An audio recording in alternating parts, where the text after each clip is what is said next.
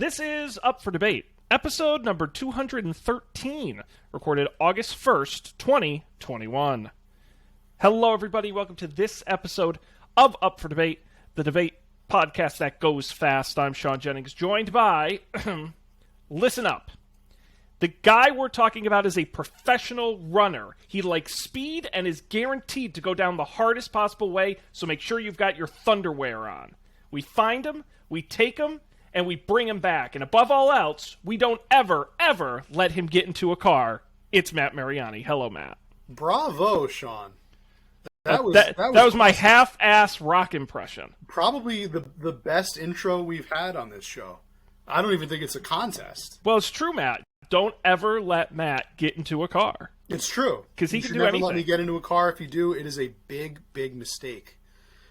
How are we doing today? How are you living life a quarter mile at a time? I'm living it a quarter inch at a time, Matt. No, I think this is I think this is fantastic. This is a great movie to talk about. We're in the heat of the summer. Things have just never been faster or furiouser. That's true. We are at. I think we've kind of reached. We've done fast. And now I think we're about to do furious.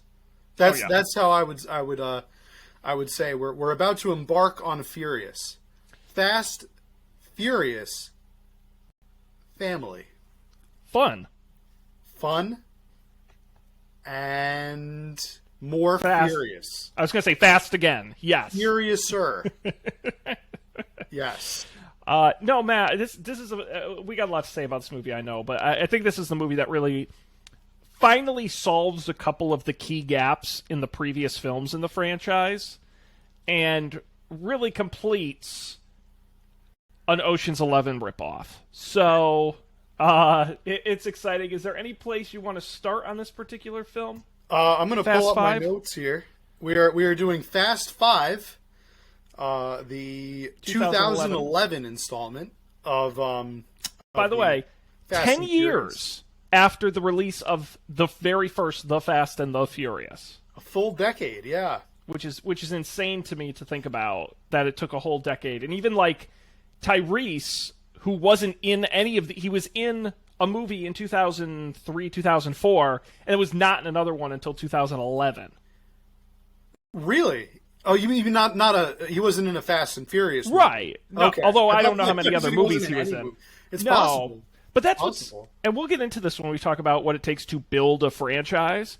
But if you think about Marvel, when you, like, Matt, if they came to you and said, Matt, we want you to play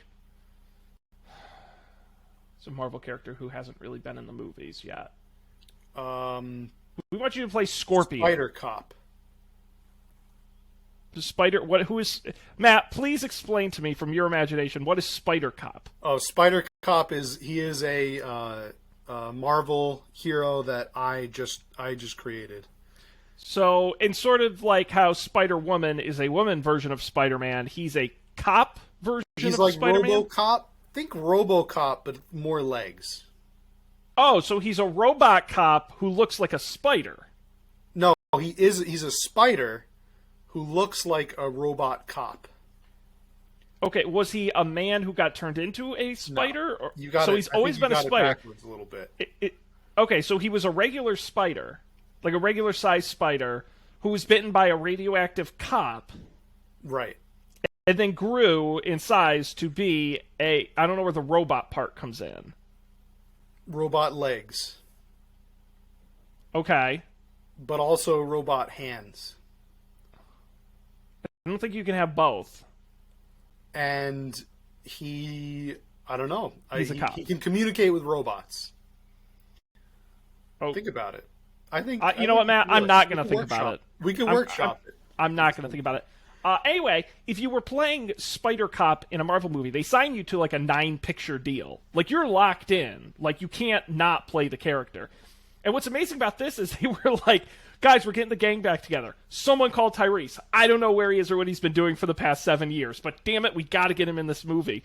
Where it's like the fact they got lucky, and I say this with all due respect to these wonderful actors, that none of them had other than Vin Diesel, nobody else in this movie had a major career after the Fast and the Furious films. Like, Jordana Brewster was available.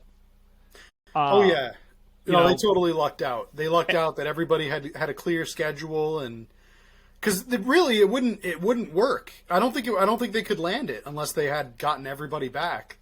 It's kind of like trying to make an Avengers movie with like, some random people filling in the gaps. It's kind of like having Mark Ruffalo taking over for Edward Norton.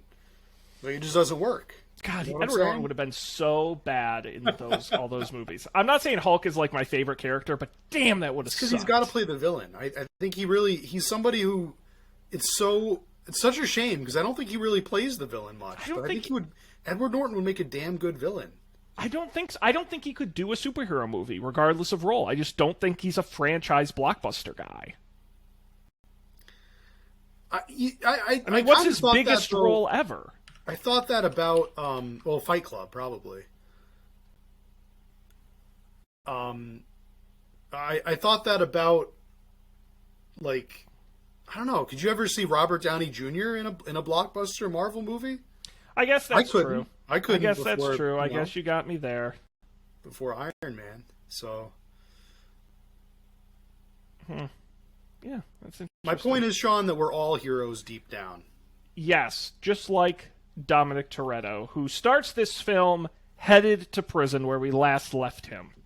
And the franchise is over, Matt. That's it. He's done. He's going to prison rest of his life. 20 to life. Turn the key, throw it away. 25 to life. I don't know what this movie's going to be about without him. In an ill-fitting orange jumpsuit, and he's on that prison bus, and then all of a sudden the prison bus explodes. Why does it explode, Sean? Because the movie needs it to. No, Mia Toretto and former agent Brian O'Connor are there to bust him out. Then they bust him out by driving directly into the bus. Because in this world, that's how you do things. I more believed Fast and Furious. I more believed they were able to pull out and tow a 9,000-pound safe around the streets of Rio and survive than Dom was able to survive that insane bus crash. Yeah, I think I might have said this on the last episode because we kind of teased it a little bit. But as soon as I watched that scene, I think I thought what just about everybody in the audience must have been thinking, and I thought that everyone on that bus is now dead, and there is no way that they are not. So I thought, and by the way, everyone lives because they say we've recaptured everyone. They don't say like everyone except those who died. No, it's like everyone survived. All of the prisoners are accounted for, and they're all alive except Dominic Toretto is missing. He's the only one missing. I think they make a special point to mention that. So yeah, everything's fine. Nobody gets hurt. Just like what we saw in Tokyo Drift when in the beginning opening race scene, just cuts and bruises. Nobody dies from cars in this movie or any of these movies. No, cars are your friends. Unless the plot needs you to. Right. Like the villain from the last movie. Yes. R.I.P. Killed by car. But Matt, Phoenix. You're a wanted criminal. Felix. You've escaped from prison. You and your gang of other criminals. Where do you go? Rio de Janeiro. Although for tax reasons, it's technically shot in Puerto Rico, but close enough. That's right. They basically just said same diff. So yes. Yep. Film most of the I think all of the scenes that were like where the actors were filming was Puerto Rico, San Juan area, and set in Rio. So they had a couple of shots of like Rio flying in. I guess they took from like a drone. Did they have drones back then? No, that was probably a helicopter. Helicopter, yeah. I said, oh, okay. My next note isn't until a little bit later. So they show up in Rio, and begin the most boring part of the movie. There's a reason for being in Rio, isn't there? No, I think it's... Does somebody know somebody or their friends? I think the idea, if I remember correctly, is that they're working their way down through Central and South America, And it just so happens they are in Rio when they realize former film co-star Vince is there. Previous villain, now hero, maybe villain, but definitely hero by the time he dies, is there because they're out of money and they're sort of on their last legs in Rio, and Vince helps them get some work. Vince was the character in the first movie, if you guys recall. Wasn't he the one that very much hated? He very much hated Brian's guts. He wanted him. He was jealous of him, and yeah, he was the one who was like, "This dude's definitely a cop," and then Vin was like, "No, he's cool." He's like, "No, I'm serious. This dude is for sure a cop." Just look at him. He's and then we all think he's the villain because he was right. Basically, yeah. No, I forgot all about that. That's right. And yeah, Brian's like, "What are you talking about? I'm not a cop." He thinks I'm a cop. He drops his wallet. The badge falls out. No. That's something else. No. That's not Pay no important. attention to that. Look, a fast car. Where? Oh, that car is so fast. Oh, it was so fast. You must have missed it. Yes, exactly. Yeah. So what is he doing? And why is he in Rio? What brought him down here? I don't remember. I watched this movie on a plane a month ago, so I don't remember every detail. He's there and he has a family now, which is why we have to he's not the villain anymore because he has a wife and kid and he's made a life in Rio. Yeah, it's a damn shame. We were ready to tape that double episode and I had everything all up here, and now I'm resorting to reading the Wikipedia plot synopsis to try to kind of jog my memory. I know any of the listeners out there can just read a synopsis, but I'm trying to jog the old noggin up here just to see what's going on. These movies are not about the intricate character development. Okay? No, that's true. Do we really need to care why Vince is there or why the gang is there? We don't. No. We don't need to talk about that. Brian and Mia need work. Dom arrives as well, and they need work. So Vince hooks them up on a job to steal 3 cars from a moving train, kicking off the movie's first big action sequence. They can't just apply for a job at a call center or just some kind of garage. Open a restaurant. Didn't they owned a restaurant back in the first movie, right? They had Dominic's Garage where he had those bad tuna sandwiches. That's they right. have restaurant experience. Well, I'm pretty sure the restaurant was just a front, but well, they served food. It worked. Yeah, I don't know how far the dollar goes in Rio. Probably pretty far. You don't really need it. Your sandwiches don't have to be great. They don't have to be the best. And of course, it's that classic movie thing of one last job. Yes. Where they're like, well, we'll just do one more. And you're like, but that's the one you're going to die on. Of course. You should say, we're going to do 10 more. Yeah. But then the 10th one is going to be the one that gets you. You got a little runway there. So you got to call in sick that day. You got to say you're going to do 10, do 9, and then call out on the last one. Oh, guys, sorry, I can't make it. Good luck, though. Yep, sorry. So, they're going to steal a car. In the most, once again, most complicated way possible, right? Most over, I can think of 4 easier ways, right? So you got cars on a train. You could disconnect the train car it's from, right? And steal it that way. You could use a helicopter, right? To lift the cars away.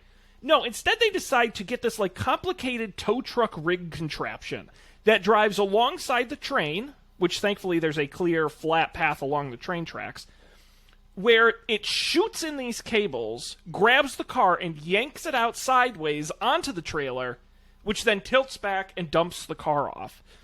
I don't understand the physics of that, as I don't understand most of the physics in this movie. But they successfully pull out the first 2 cars. But that's when shit begins to go down. That's right. Because they're not the only ones who are part of this train job.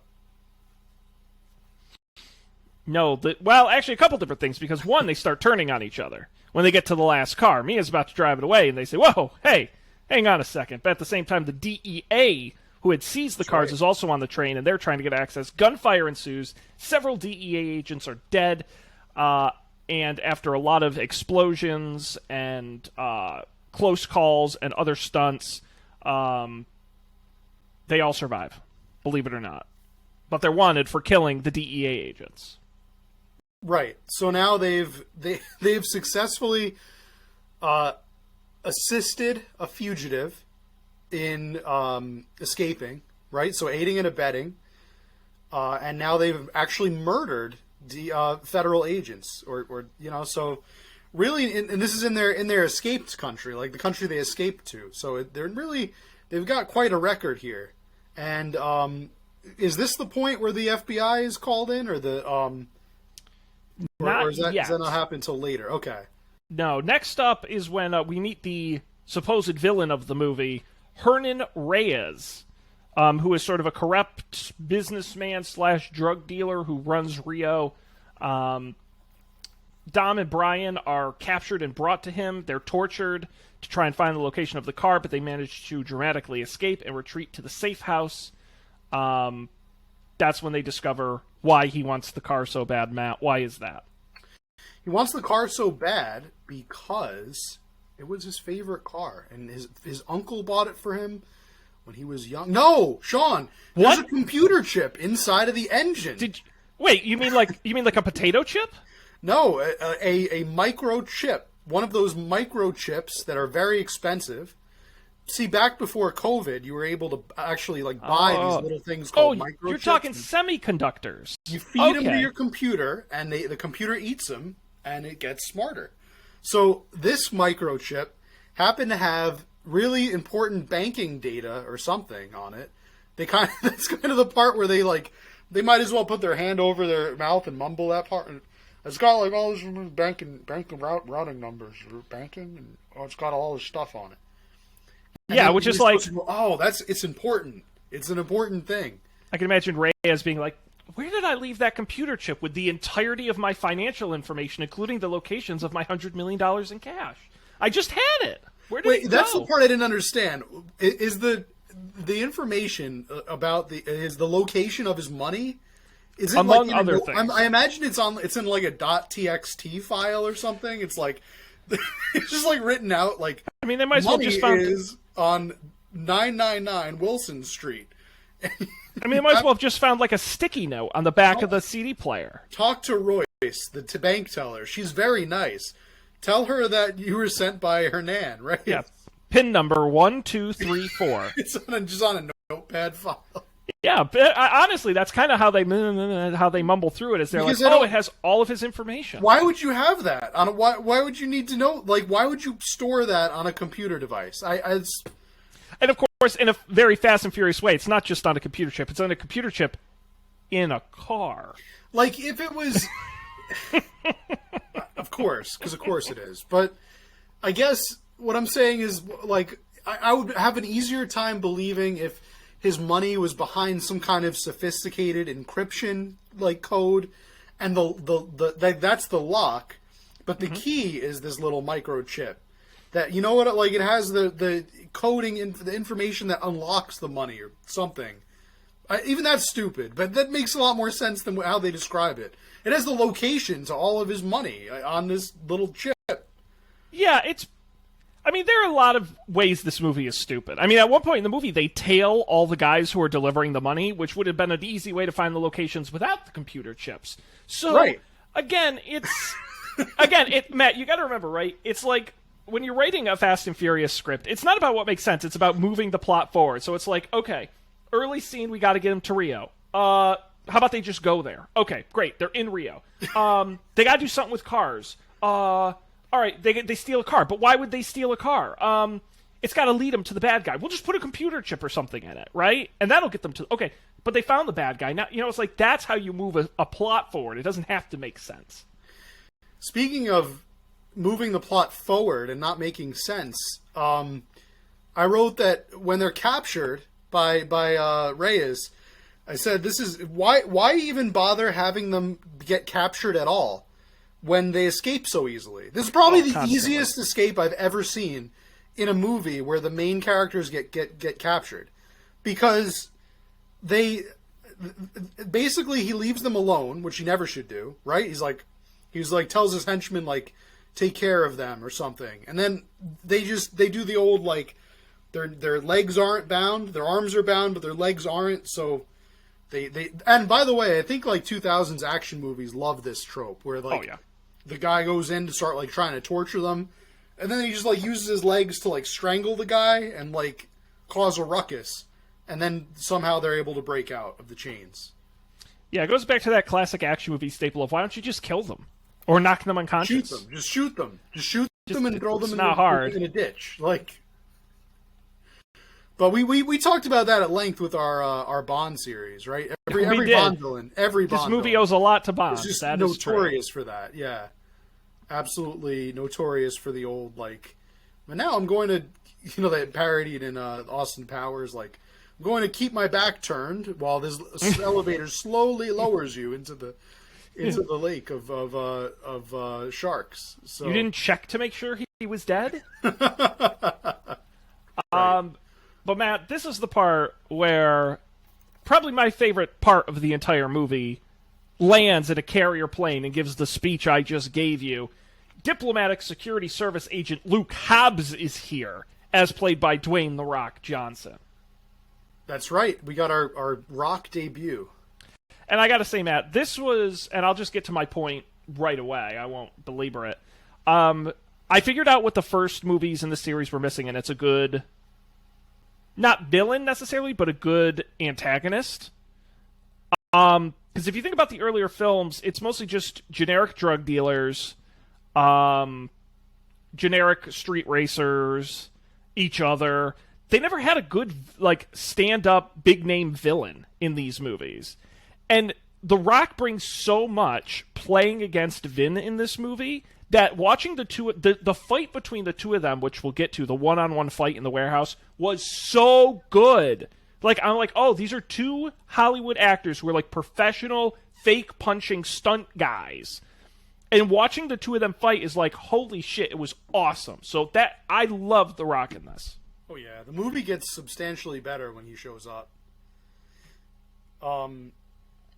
I also think it's kind of a shame. I think they said that they didn't really get along when filming the movie. They couldn't be in the same room. The with Rock each has other. said he's not coming back for any more. Right. I guess they rubbed each other the wrong way, and not in the good way. So I guess something happened. Some kind of beef started. Well, I mean, when you have two really high-powered people like that. And in my mind, I think they're also both. I feel like I could see Vin Diesel getting concerned that The Rock might be like there to replace him, or push him out in some way. I could see him probably getting very like defensive. Mm-hmm. I don't know. All speculation, obviously. I mean, he got his own spin-off movie. He did. Hobbs and Shaw. Yeah. So I think that's it's valid. It's it's in the end, I think they're just too similar. Sometimes when you have people that are just too alike and too similar on things, then you get them in a room and they just don't mix. You gotta have this diversity is the spice of life, right? That's why we're up for debate. Yeah, you and I are so radically different, Matt. We are like night and day. That's why we get along so well. Like Captain and Tennille. So, hey, don't hate on my Captain and Tennille. I love me some Captain and Tennille. So Luke Hobbs arrives with his gangbusters team. No penny spared to bring in these criminals. Matt, did you know the Diplomatic Security Service was a real thing? No, you could have fooled me. It sounds Definitely fake. Could have fooled me. It absolutely sounded like something they made up just for the movie. So they did their research about that, but not about microchips and why you shouldn't put all of your financial information onto one of them. No, you definitely shouldn't. If that's even possible, I don't even know what it really means. But again, it's a movie where cars go fast. I think this is the point in the movie where they do the big rooftop chase. Is where Hobbs and his team first comes in, along with local officer Elena Neves, where they go to the safe house, but then they're also attacked by the bad guys, and then they go running around. They do it like twice. They do like two rooftop sort of city chase scenes, which I thought were nice. I thought they were very good. Yeah, there's one when they arrive in the city, and then I think there's another one when Reyes's men attack the hideout, right? or they find the Yes. hideout or something, and they're yeah. That's like I think when the second one happens.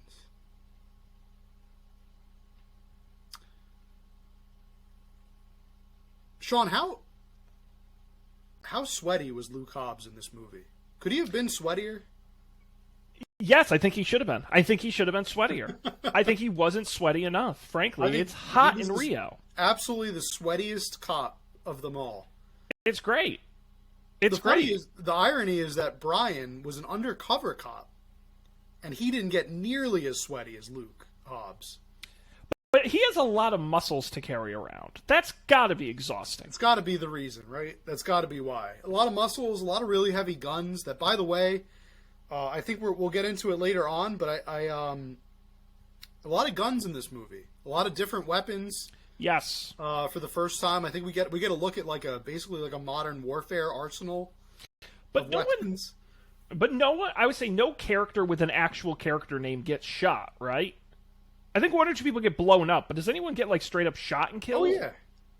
Vince, how does Vince die? Vince gets shot. Yeah, we'll get there. Okay. There. But yeah, definitely Vince. And yeah, I think we could probably go into some more when we get to it. Yeah. So at this point, Brian, Dom, and Mia, shocker, escape because nothing can ever happen to them, and that's when we learn the shocking twist, Matt. Mia is ... pregnant? ? I don't even think there's a question mark. I don't know why would you lie about that? She was using those discount Rio pregnancy tests, though. To be fair, that's true. That's true. She might have just had a big breakfast. I don't know, but this is I love this part of the movie. It's so fun. It still makes me laugh just thinking about it. Right, they jump off of the favela roof, right, and they get into this low, kind of this. It looks like a little reservoir gully kind of area. Yeah, and they've successfully escaped, and she says something like, "I can't run anymore. I can't do this anymore," or something, right? And they're like, "Why not?" And she just goes, "I'm pregnant." It's out of nowhere, just like that. That's how it's announced. I mean, I guess that kind of fits with the the vibe, but of all these movies, but kind of out of left field.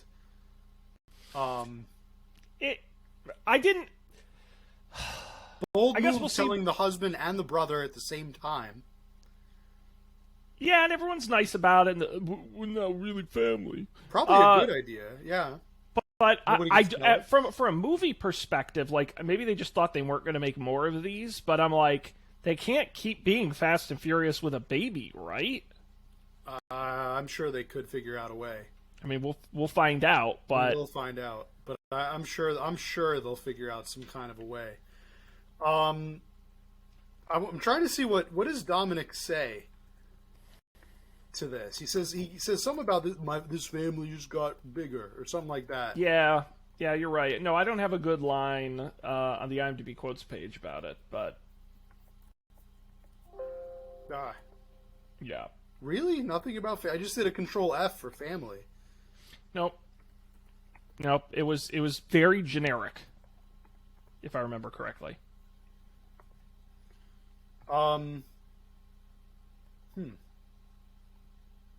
But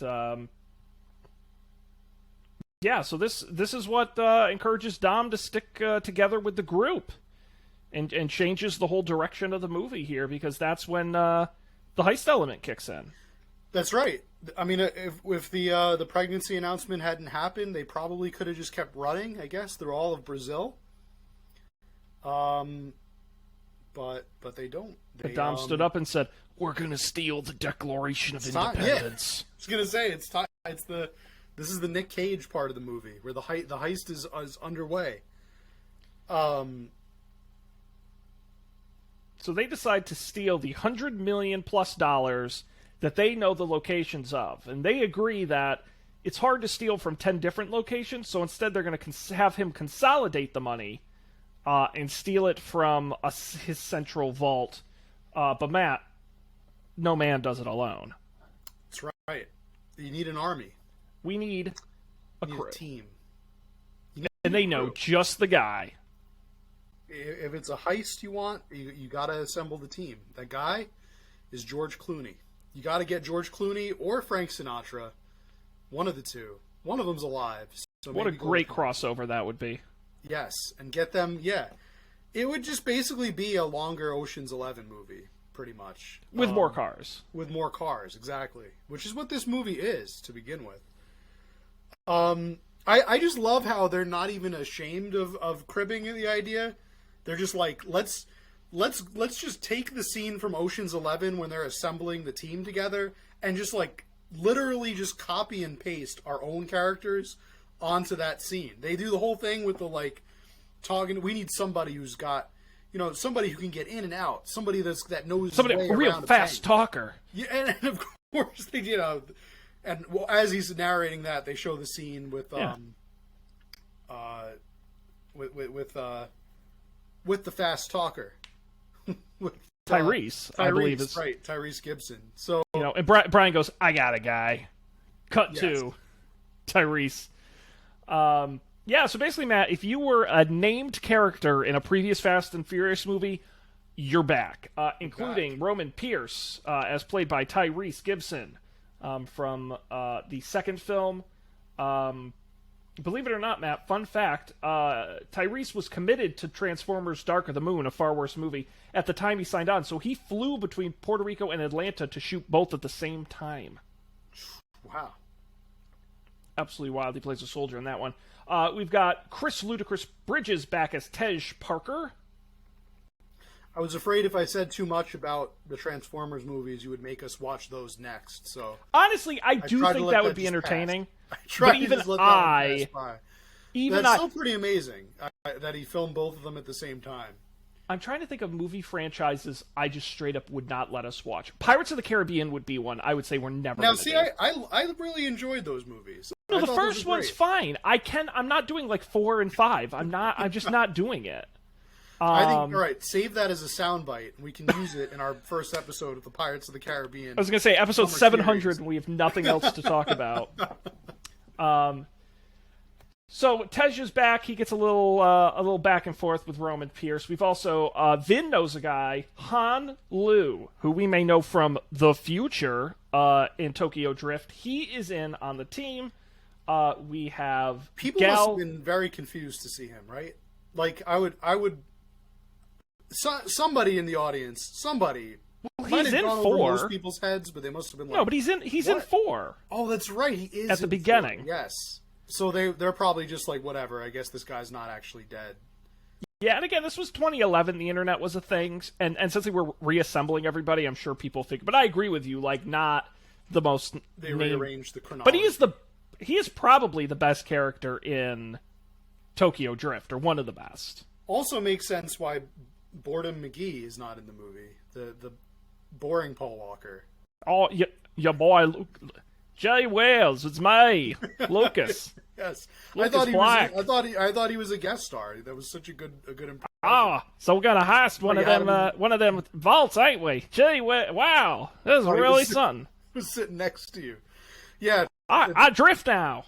So thankfully he was not. Yeah, because of the timeline rearrangement, he was not welcome to the Ocean's 11 crew. I don't know what they would have got him to do because he doesn't have any kind of talent or expertise. Oh, he's a little brat, and that hasn't happened yet. Right. That's the other. So what? He would be like just a high school kid, like who's never been to Tokyo. Well, that's what I mean. I'm grateful that they had rearranged the timeline so that he could not take a part of it. It would have been weird. Would have been real weird.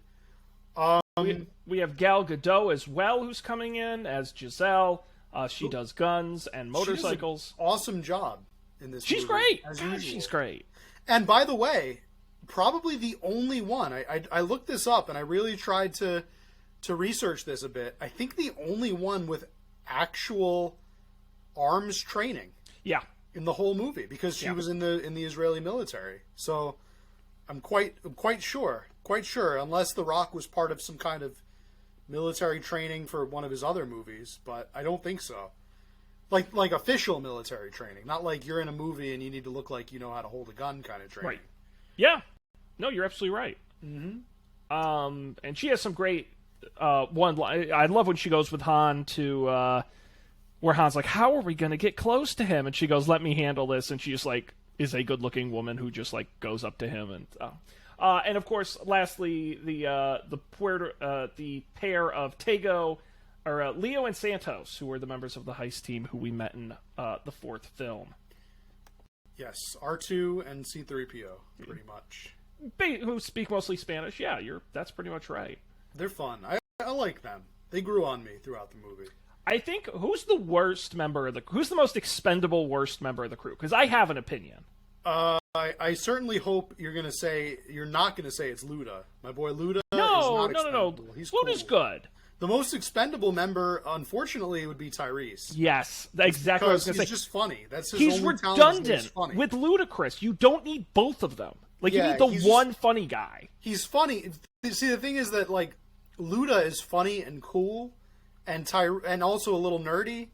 Tyrese is the character he's playing is like funny and thinks he's cool, but he's funny because people are laughing at him, not because they're laughing with him. Well, he's bad at his job, right? So, because the whole reason they bring him on the crew, and Dom even says it, is like, we need a smooth talker who can get in anywhere. And then he has the scene where he actually like has to get the thing in the vault at the police station. He's dressed up like a cop, and he sucks at it. He's bad at it. It doesn't work. Like, yes. That was your one job, dude, and he couldn't do it. They basically have to rely on like a backup plan because that doesn't go right. Because he basically like he goes in and like insults the guy. He's like, let me talk to your manager, idiot, or something. And he doesn't blend in at all. Again, like, right. He's dressed like I think he says like a U.S. agent, but he's like speak Portuguese. He'd be the worst undercover. Yeah, so he's just not. Yeah, doesn't speak Portuguese. Doesn't. The guy's just like, I'm gonna call the embassy or get out of here. And he's just like, okay. You know what? On second thought, I left the car running. I gotta go. I was gonna say, does he get? I thought he gets something, but it's like haphazardly, right? He gets like a card or something that they need, or does he just not get anything? Does he just fail? No, what he's supposed to do is he has a box. He's supposed to get put into the evidence room, and he wanted to go in and scope out the room with the box, and they're like, no, you can go. We'll just take the box. But the box has Tej's RC car in it. Right. That's how they get in. Which is way cooler, by the way. And he busts that out and uses that to scope. But they could have just had literally any other member of the team do that. Absolutely.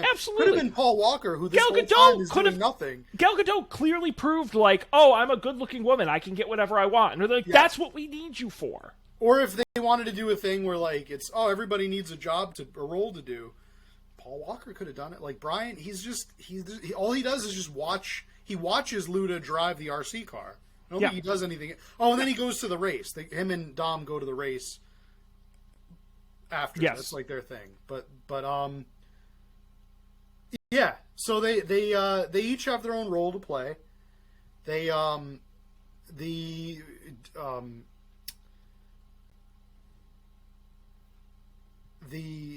box is deposited with the RC car, right? The next one, I think, is the Gal Gadot and my boy Snacks. Han. Yeah. Right? They go and she gets the fingerprint. They get the fingerprints from the guy. Yep, Snacks doesn't have to be there. Like, why is he there? Why is Han there? I think because everyone paired up, which actually I like. Like, I'm like, and that's kind of what I like about Ocean's 11 in a way, is it's like, you get to mix and match the characters, and it's like, okay, now you two do this, and you two do that. It's cool, but... No, not necessary. It's fun, and it also sets up a romantic relationship that they have. But also, that makes more sense, because there was the Vin and her were flirting in whichever the movie she was introduced in, and it never... That's a relationship I'd be like, I'd see that spin-off movie. I would watch that. Sure. I thought that... I think that was in the last movie. I think that was in 4.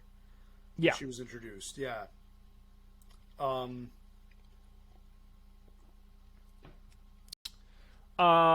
they do a couple other things. They, I think they steal some police cars, and they basically just work through the plan and get all set up and ready to go. They steal the police cars and then they race them, right? Yes. Yes, they do, which is great. Excellent scene. And Dominic throws the race intentionally he like pulls his car out of gear at the last minute, and it's like a baby gift, and everybody gets to make fun of Brian for it. Great scene. And so they end up having an issue because the plan keeps having to change, including the fact that all the money gets locked inside a giant 9,000-pound vault inside of the police station, the most heavily guarded place in all of Rio. But before the gang can get to that, Matt, Hobbs finds and arrests the team. Did we miss the part where Vince betrays everybody? Oh, yeah, we did. Yeah. And then Dom forgives him. So flashback, I think this is like after the pregnancy announcement, before the team is assembled, right? Right. They come back and find him rooting around inside the car looking for the microchip. He takes he has the chip, and Dom is like hiding somewhere. He's like hiding in the shadows. Yes, he is. It's great. He just sort of just walks out. What do you think you're doing? He says, "I wouldn't have believed it if I hadn't seen it with my own two eyes." Yeah. And he slams him against the wall, which a lot of people do in this movie. And he's like, "What are you doing? You steal from family?" And he's like, "You don't understand. He's a bad guy. Just give it to him. You don't want to get involved in this. Get out. No, you're out. Get out." He throws him out. Yep. So Vince, yeah, he's just trying to protect him. Then he comes back and rejoins the heist gang. He does. He comes back, and I think Dom tentatively accepts him. You're back, but you're saying grace. Yes, exactly. That's his probation. I think they say grace twice in this movie. I think that's because of Dom. I think because of Vin Diesel. That's how you know it's a good Fast and Furious movie. We're going to say grace, but we're going to do it twice this time. Yep. And, twice is good. And I love the scene with the RC car, by the way, with Luda, like doing a little thing with the remote. I mean, it was stupid. Oh, yeah. Like so much of this movie, it was dumb in reality. But yes, it was fun to watch. Yeah, it's got the little camera. Honestly, but beside the Gal Gadot scene, I think this was probably the most realistic of any of the other little heist segments. Yeah. Yeah, right? Sure. Because I thought so. They have a camera attached to an RC car. As long as nobody sees it. And that was the thing. There was a little bit of that, like, close calledness, and all they're trying to do is find out what type of safe it is, so that Luda can, like, apparently he's like a super safe cracker. Well, that's the thing. When did he become a hacker? He said, well, I think they asked him that. They asked him that straight up. They're like, somebody is like, "How do you know all this stuff?" And he's like, "There's parts of my life, or I had a life before you came into it," or something like that. That's right. So he was like a super hacker. Then he took a time out to go to Miami and open a garage. And then he came back to be a hacker. Okay. Maybe this is what he went to school for, Sean. Maybe it just didn't work out for him. ITT Tech? Yeah. And so Hobbs and his team find them. This is where there's that awesome one-on-one fight between Dom and Brian, or Dom and Hobbs. Yes. And it's awesome. It's awesome. I enjoyed that fight very much. But I think that's also after the part where he tries to arrest him the first time. But then there's a whole bunch of the racers are around him. Yes. When they're all in the race cars. And actually, that quote is here on the I love page. that. Let me find that. He's like, am I under arrest? Because I don't feel like I'm under arrest. Oh, how about this? So Hobbs says, "Hey, Toretto, you're under arrest." "Well, I don't feel like I'm under arrest. How about you, Brian?" "No, not a bit. Not even a little bit." "Oh, just give it a minute. It will sink in." "We didn't kill those feds. That was Reyes." "I don't give a shit. I'm just here to bring two assholes whose names hit my desk." Yeah, that sounds like a real hero. That's funny from a guy who took the oath of a cop, then went against everything it stood for some wannabe tough guy prick who beat a man half to death with a socket wrench. Yeah, real tough. You turn around and put your hands behind your back. "I don't think so." "Your mistake is thinking you have a goddamn choice, boy." "And your mistake? Thinking you're in America. You're a long way from home. This is Brazil!" And then everyone sort of pulls out a gun and cheers. Literally everybody has a gun, yes. Yeah, very odd scene. It was odd. It's cool, I'll but... be back, Toretto. Well, that's the other thing. He's just like, got me there. I'll just arrest you tomorrow. Yes, even though I'll still be on international soil. Okay. But he does it with a big shout. He goes, "This is Brazil!" Yeah, and then he lifts his hands up or something. Maybe I'm just imagining the arms part. No, that was definitely part. No, 100%. Yeah. That was part of it. Yes. Okay. So he basically just goes, okay, he leaves, he comes back tomorrow. And he does, and he tracks him down. Yeah. Yep. Literally, yeah. I'm back like I said I would be back. And they're like surprised to see him. Like, what? He's going to actually arrest us for killing That's those right. agents? We just told him yesterday he couldn't. Shocking. So they get in the giant Humvee vehicle that The Rock loves to drive around him. But they're attacked by Reyes' men who blow up the car, who kill all of Hobbs' team. Dom, Brian, Mia, and Vince save Hobbs and Elena, but Vince is fatally shot. Before he dies, he reveals that he named his son after Dom in a very touching scene that redeems him in the eyes of the filmgoer. Yeah, I honestly, things go from 0 to 30 in that scene. Like, they're all shooting and they're doing the action stuff, and it didn't even look like anybody had gotten shot, right? Like, you don't actually see Dominic. No, like, there's no blood or anything. Even when the guys do die, it's not like big. You don't see Vince get shot at all. But just all of a sudden they're in the truck and he's like, blood just like gushing. He does that great action movie thing I love, where you don't see any blood because his hand is covering it, and then he takes it away, and there's a bullet hole, and you're like, he was shot. Wow, what a dramatic reveal! Yeah, but he was shot, and without wearing like any kind of Kevlar, and he ran all the way back to the truck. Maybe it's adrenaline. Adrenaline got him there. But anyway, very dramatic. Vince is dead, and they leave him on a table. They lay him down on a table. And he's just there, and they're planning and making jokes while he's just dead on the table, right? I think the only one that actually like references that he's there is Roman. Roman is just like, your boy over there.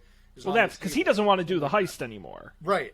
He's trying to get. He's like, it's dangerous. I don't want to end up like your boy over there. Right. But other than that, like, he's just laying there, like. What do you think the odds are that Vince comes back in a future movie? Because everyone who's died in this franchise has come back one way or another. Oh, I don't. I mean, is the he's not an important enough character, you think? I sooner probably see his son coming back. Oh, that's a good one, Dom Jr. Because when enough time has passed, it's going to be like he's going to avenge his father's death, not realizing that his father died a hero. He's going to think that Dom actually killed him. Okay, I think you've got talk to a producer about. That's good. I think you've got that's really good. Right there. And because we don't really know what the kid looks like, so it could be anybody. So he's like the bad guy the whole movie, and then he reveals, you killed my dad, Vince. And you're like, what? And then they need to, the only way they can clear his name is they have to track down somebody else that was at the heist that day. So the real guy who killed Vince, who turns out is like a supervillain we hadn't heard about, but was like, he was the guy who actually shot Vince that day? Yes, just some like army guy that turns out to be like a I was there that day on the roofs in Rio. I shot him. A Luke Hobbs in waiting. That's great. I love that. So at this point, Hobbs and Elena, their whole team is dead. They want vengeance on Reyes for killing their team. They agree to team up with Team Fast and Furious to rob Reyes and complete the heist. Yes. This is the part where like the payoff is about to happen, right? They're about to go. It's go time. It's all everything's all coming together. It's all connecting. They've got a plan. They've executed the plan. The reason that they wanted to get all the money in one place, right? That was the whole idea. It was like they were trying to scare him. They went into that sweatshop and they light all that money on fire. Right, to convince him that it wasn't safe in those individual... Because they figured once they hit one or two, they're not going to get to the others. And so they say if all the money's in one place, they can rob it. What they didn't realize, it was going to be in the middle of a police station in a vault that was very heavy and hard to break into. Right. So they take those up. It's a good thing that none of those police cars were damaged in that race, because then they would kind of be out of luck. Like, yes. It was really probably like, I guess it wasn't really that hard that when they stole them in the first place. So I guess there's always more where that came from. They don't have any kind of radar or tracking on them. Well, it's the same when they steal like uniforms and stuff, and it's like nobody really put the pieces together. No, there's no one's taken careful count, I guess. But yeah, this is the moment. Yeah, this is it. So they go in. Conveniently, the safe is right next to a very breakable wall in the parking garage. Like, it's not in the interior of the building, really, which I appreciated. But basically, they take the two Dodge Chargers, back them up, connect cables, and literally drag the safe out and drag the safe throughout the streets of Rio in several big, expensive-looking action sequences. So yeah, the action sequences I thought were really good in this part of the movie, where they're this is like the besides the train heist from the beginning of the movie, this is like the car moment that everybody's like been waiting for. When they got the safe, it's attached. They're driving out. They're literally just dragging the safe all over the streets of Rio. They come to a bridge, and the bridge, I guess the bridge out of Rio, and they're driving really fast on it, and then the cops are chasing them. The feds are behind them chasing them. You got Reyes's men chasing them too. Sean, there's an interesting relationship in this movie between I don't think we touched on it yet, between Dom and a local police officer named Elena. Elena That's Reyes. Right. Whose husband got killed by one of Reyes's men, so she has a bit of a grudge as well. So, what's interesting is, if you were, like, let's say that someone really close to you was a cop. Okay. And they died on the like she said like he was shot right outside of our house in the line of duty, right? So how traumatic would it be, do you think, for like someone to say throw a bunch of those very same cops like off of a bridge at high speed? Yeah, she does have a pretty flagrant disregard for cops at this point in the film. You're not wrong. Yeah, her position, she is kind of an odd character in the movie. I think she teams up well with Dwayne Johnson, but I do think her, in terms of the plot, is a little... I mean, again, in a city as corrupt as Rio as they make it, in that Reyes controls everything, like, it would be surprised if her cop husband wasn't killed by Reyes. Yeah, I mean, it's a love story that doesn't really have to be there. I don't think does it really go anywhere in the future movies? I don't really know. No, and I don't even know, like, does Elena come back as Hobbs' sidekick in a future film? Or is she just, like, the Rio person? I guess the purpose is just to have us constantly reminded that Dom is straight. I guess that's just, like, the reason. That's like, you got to make sure that he's has some kind of a female love interest. Otherwise, we don't know what are we going to do? What are we going to speculate on? So, because I don't understand why else he could that this character is in the movie. But anyway, Elena does come back in future movies. Okay, all right. So they give him a legitimate little like relationship. I don't know. I was just weird. Referencing that like he kills like probably half the police department in Rio. Then again, this is Fast and Furious, so they don't die. They just fall in the water and get all wet. Although there were a lot, I think I read somewhere they getting like flipped upside down. Well, they wrecked like 200 plus cars for the movie, and there was a lot of like, oh, nobody's like a car just drives like head on into the safe, and you're like, they didn't survive that. Right. Matt, I gotta say, I am not easily impressed by action sequences, especially not these days. And as I'm watching the movie, I'm like, yeah, this is cool, but it's a lot of CGI, and obviously two Dodge Chargers cannot pull a 9,000-pound safe. Like, they don't have the torque. That's not a thing. And then I watched a bunch of behind-the-scenes thing where they're like, no, we actually bought a 9,000-pound safe, and we actually towed it with 2 Dodge Chargers, and we actually crashed it into a bunch of stuff. And there's, like, behind-the-scenes footage of it, and I'm like, oh my god, I'm so impressed. I was like, I literally did not think it was possible. And the way they did it was like, no, and then in the behind-the-scenes stuff, they're literally like, yeah, we did the math, and we kind of knew where it was going to hit, but we didn't really know for sure. And I'm like, oh my god, they were just throwing that safe around. That's insane. Yeah, that's awesome. I mean, watching it, I actually thought it looked too realistic. I didn't think it was CG. I was like, but then again, I was of the same mindset as you. I was like, it's got to be some kind of very sophisticated stunt work or something. Yeah, and actually, I will recommend it. The behind the scenes stuff is good because they show you like how they make it look like it's close to hitting people, but it's really not, and all those sorts of little tricks. There was one version of the safe that actually was drivable. It had a car inside of it that they could actually drive around to control in certain scenes and sequences.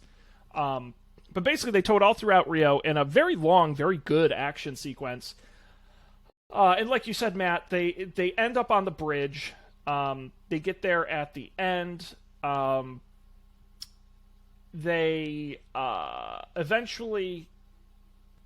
in what order does stuff happen? Reyes is injured. It's Hobbs who eventually executes Reyes. He shoots him on the ground, ending his reign of terror. At that point, he won't let Dom and Brian go free, but he does give them a 24-hour head start, but they have to leave the money in the vault. And you're like, oh, they did it all for nothing. And then that classic Ocean's 11 move, they open the vault, and it is empty. I've got to be honest, I didn't see that coming. I give him a lot of credit. And you know what's really funny is I was watching it the first time, honestly, and I'm like, why is there just a garbage truck driving slowly in the middle of this shot? Like, as a movie-making perspective, I'm like, you wouldn't have... It's blocking the street. That doesn't make any sense. And I'm like, oh, they put the safe in the garbage truck. Like, that's so fucking cool. That was cool. It was. I did not expect it. I thought that they had gotten away with. Like, he was like, I've got the money. I thought all the money was in the vault. I thought they were just going to drive away. I thought that was going to be the end of the movie. It genuinely surprised me when they opened the vault and nothing was there. And, Hobbs kind of was just like, oh, they got me. Those boys. Fooled again. Yeah. So they open the safe.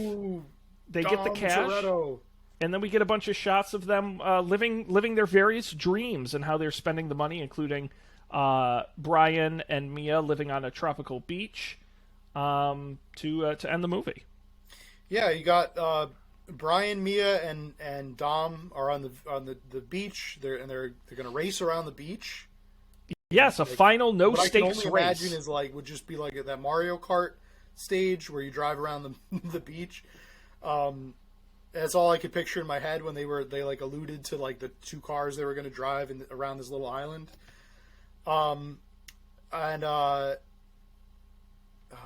You have Snacks and Gal Gadot are driving very unsafely, right? Gal Gadot's kind of straddled him and is making out with him, and yeah, he's they're in Berlin, I think, and she was like, where should we go next? And he's like, how about, what does he say? How about Paris? Or I've never been to Paris. And she's like, I thought you wanted to go to Tokyo. Not yet, he says, which is very funny. I need a few more of these movies. I need a couple more before I go there and die my own death. So.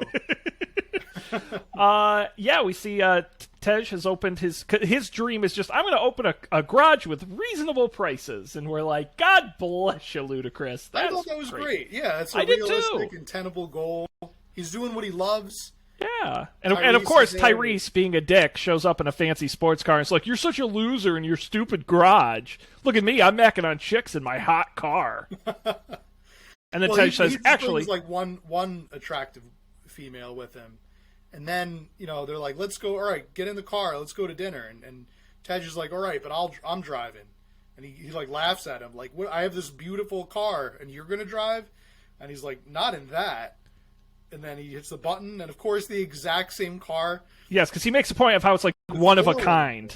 And yeah, that was the funniest part. The funniest part was that he says, he makes a huge deal out of it. I think he said it's like one of, what is it? He's like, it's the only one in the Western Hemisphere. Yeah, it's like one of 7 in the world, and he had to get it from a guy, like a sheik in in an Arab country. Made him an offer he couldn't refuse. Yes. Yeah. And then, so he's just like, I guess it's one of 2 in the Western Hemisphere.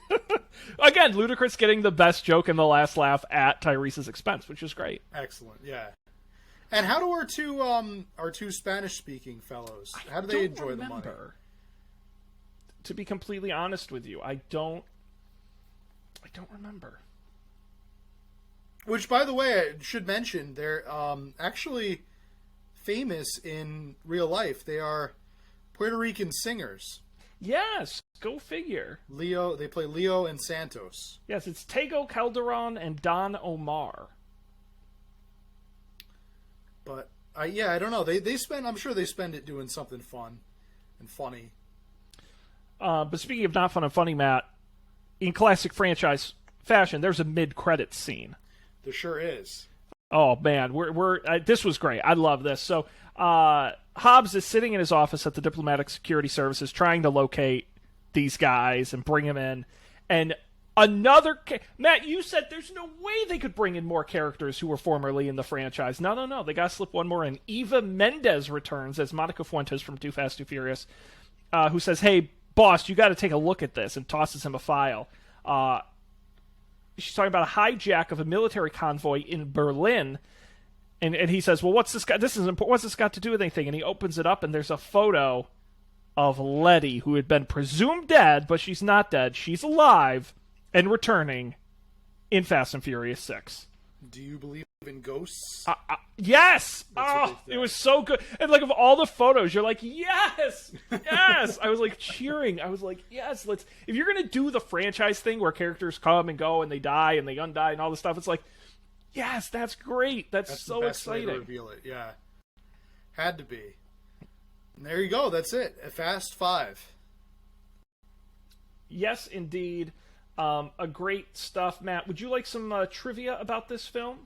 I would love some trivia. Lay it on. The role of Hobbs was originally envisioned for Tommy Lee Jones.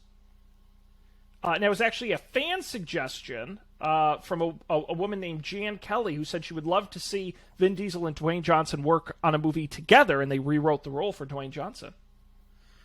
Yeah, I think Tommy Lee Jones would have died making this movie. Yeah, I mean, how old would he have been? It was way too physically demanding and hot. I mean, look at how hot The Rock got. He's sweating in every scene. Sweating absolute buckets. Oh, it's insane. You think Tommy Lee would have chosen his translator the way that The Rock chose his translator? Oh, like, God, to watch the two of them have a romance? Smile. I like her smile. Oh, my God, that would have been awful. Yeah, I'm very glad. Sir, this translator doesn't even speak Portuguese. I like her smile. Quit speaking in tongues. Speak in English. And then I could just... I could not have seen that. I think that would have been kind of strange. Especially, could you see Vin Diesel throwing him around a room? Like, I would be afraid he would break him. Yeah, again, he was very old. This was... They probably would have done some, like, rework. They probably wouldn't have had that scene where they fight. That's my guess. No, or he would just kicked his ass, which would have been cool. You can't have a scene... You can't have a movie with The Rock and Vin Diesel and not have them fight. At least just for one scene. No, that's what they do. You just gotta do it. Did The Rock put on some kind of accent or affectation in this movie? No, he was pretty much The Rock. He normally does. You didn't think so? I don't think so. I think he sounded like he was going for like a southern twang or maybe a midwestern, like something like maybe to try to give himself like more authority. But it didn't, or maybe he was just having fun with it. I don't know. Like I thought he was putting on some kind of little, and you can notice it in some scenes. Like he was trying to over-Americanize his like his character. I appreciated it. I give him some points for trying there. It didn't come off as good, but I think I didn't liked notice it that. for that. You didn't? I didn't notice that, but Maybe I'm it's just me. gonna let you have that. Let us know in the comments if you think that The Rock was trying to pull something, like to do like some kind of a voice. Now, Matt, this film was released in 2011. It grossed $209 million domestically. It was the highest-grossing Fast and the Furious film up to that point by far. It wasn't even close. Fast & Furious did 155, so this was the first to cross 200 million domestically, and it grossed another 416 overseas. A massive success. It was, I don't know, what were the top films of 2011? Seventh highest grossing film of 2011. Seventh highest grossing films of 2011. Look at that. Matt, how many of the other top... I see, I'm not... should I make you do this again? I used to make you do this. It's not... Can you name... I already pulled it up, Sean. I pulled it up already, so you can't make me do it. I'm looking at You can't make right me now. do it, because I looked at it, so... I'm looking at them right now. Oh, what a gross... And by the way... Wow. How Tyrese... about that, Sean? Pirates of the Caribbean on Stranger Tides. Third. Look at number 2. Film. Transformers Dark of the Moon with Tyrese. He was in 2 of the top 10 movies that year. Wow. Good for Pretty you, impressive. Tyrese.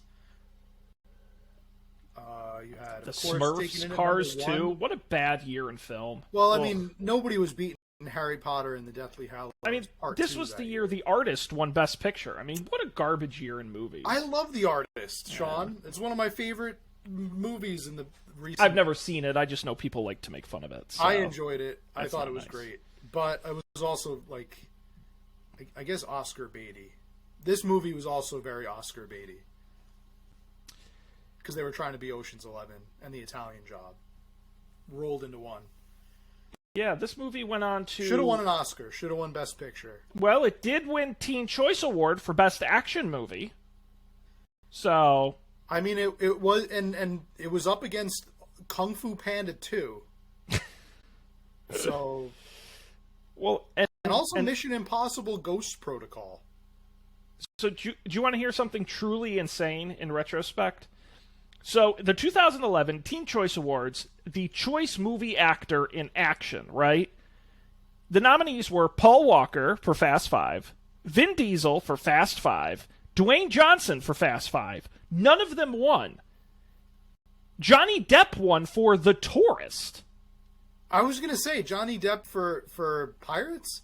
No, for the Tourist, which is barely an action film. What is that? And by the way, the 5th nominee was Michael Cera in Scott Pilgrim vs. the World. So, Teen Choice Awards, not legit. Wow. Timothy Dalton was in The Tourist. Yeah, it was a successful movie, if I remember correctly, but... Angelina Jolie. Huh. I don't know. Yeah, go figure. Okay. I mean, the best movie chemistry went to Adam Sandler and Jennifer Aniston, and Just Go With It. So that's a category in the Teen Choice Awards, best chemistry. We should do an award show episode, by the way, at some point. I've thought of it. I think we should start doing like a yearly award. I've already thought of a few categories. Yeah, well, okay, we should give away awards. I want to just talk about, like, what is the Teen Choice Awards versus the People Choice Awards. Okay. I want to talk, but yes, we should. Okay. I would love to give away awards. I think that'd be awesome. But I just love the idea of, like... U4D award special every year. You know, it's like, in 2011, the winner for... I was just looking at, where was it? The summer TV star female was Lucy Hale in Pretty Little Liars. I mean, the best breakup song was Back to December by Taylor Swift. The best male hottie was Justin Bieber, Matt. These awards are really subjective, Sean. I'm starting to think that this might not be a legit award show. Matt, they had a vampire award. The Choice Vampire. You can't have that award every year. What are you going to, like... No, I don't think so, because it was 2 from Vampire Diaries, 1 from True Blood... 3 from Vampire Diaries, 2 from Twilight, 1 from True Blood. Robert Pattinson won for the Twilight Saga. But yes. No surprise there. The Choice Web Star was Rebecca Black. Matt, 2011 was trash. This was 2011. This is true. But you know what? I would still love and would pay almost any amount of money or give almost any possession to go back. and for it to be 2011 again. Yeah, it was a simpler time. And Matt, would you rather have a Teen Choice Award or a People's Choice Award? Would you rather be chosen by the people or by the teens? The teens, of course. They know what's cool. The people don't know what's cool. You win a big surfboard. The trophy is a big surfboard at the Teen Choice People Awards. are like, like my mom and stuff. They're not going to tell, like the teens are they're the ones that they know what's cool. Let me tell you, you know what teens think is cool? Drinking black coffee. If you drink your coffee black, that is cool. It's mad cool. It's dope, as the kids would say. Fire. It's absolute fire. It's hot fire. Yes. Matt, that's it. We're done with this movie. Now, we've been rating these on a scale of 0 to 10 NOS canisters. Matt, where are we going to rate Fast 5? Do they use any NOS in this movie? They barely race cars. No, this is a heist movie. It's a total heist movie. Like, there's really... I mean, Straight it up. is... I will admit, it is Fast and Furious, It's but a there's heist no real movie street with racing. cars. So, I think I'm going to give it... like... probably 8.5 full bank vaults out of 10. Wow. That's a lot of bank vaults. Yes, and also a couple of microchips thrown in on there too, with sensitive financial data. Okay. That's pretty legit. Yeah, I'm probably going to be pretty close to you. I think I'm going to give this 8 dead Vinces. I think it's very good. I think this is the best one of these we've seen so far. Is it my favorite? I don't know. Because I like all the different movies for different things, but this is the best movie we've seen. Yeah, but I think it's hard to disagree with that. It's really hard to disagree with that. I think I'm always going to have a soft spot for Tokyo Drift because it is because it's so culturally different, because the plot line is really different from all these other ones, and as a standalone, it is an interesting movie. There's something nostalgic about it too, because of all the outmoded technology that is around. It's kind of like, oh yeah, I remember how the original iPod, like, yes, it's very used to dated. Really care about them, like they couldn't make a phone call on them.